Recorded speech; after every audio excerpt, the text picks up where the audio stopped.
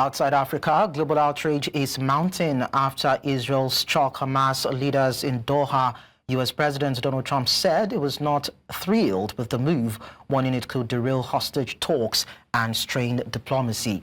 In Beijing, Chinese Foreign Ministry spokesman Li Jiang condemned the attack as a violation of Qatar's sovereignty, warning it undermines fragile Gaza ceasefire efforts.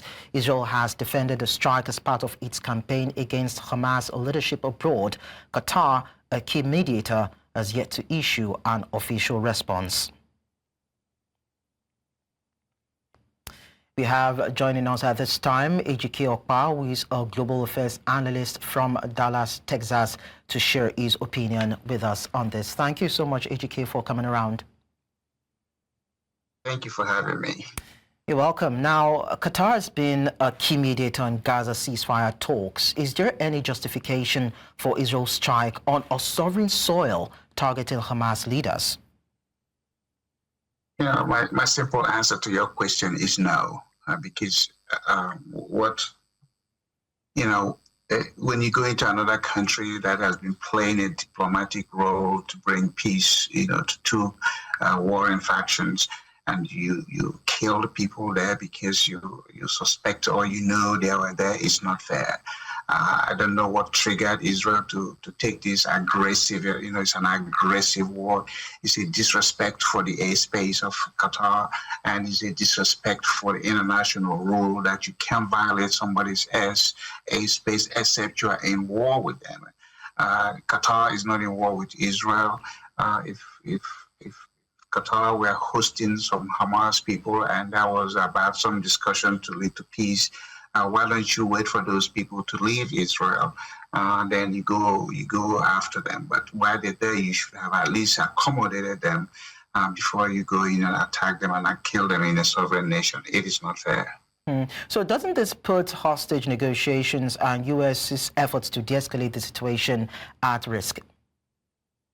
Well, it does, because, like you heard, that President Trump has expressed his dismay. But again, the president said he wasn't notified until maybe minutes before the act or after.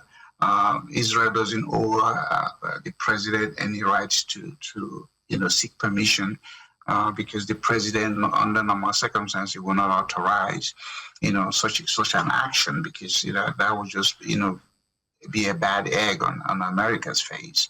But again, it's a case of Israel saying we can do whatever we want, and as long as you're doing something against Israel, we're going to go after you anywhere. I mean, just imagine it. They could have. What if those Hamas people were in Nigeria?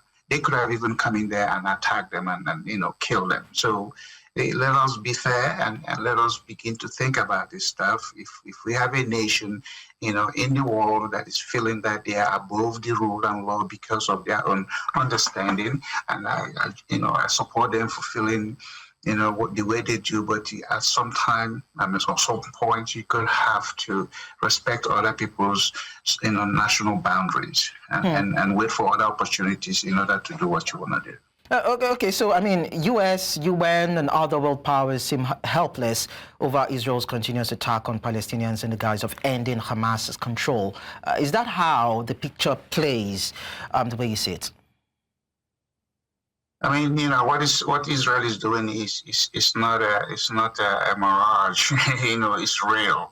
Everybody sees it, and UN obviously hasn't been able to stop them. U.S. hasn't.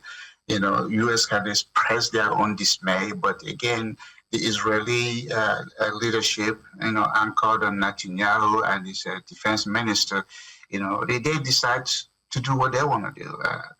Over the years, we have seen Israel, violate, other nations' rights, because they're coming after those people that, say, hey, they're going to do something on Israel or have done something on Israel. So, again, this is just something that, all of us wake up yesterday or the day before and witness, and we were in shock.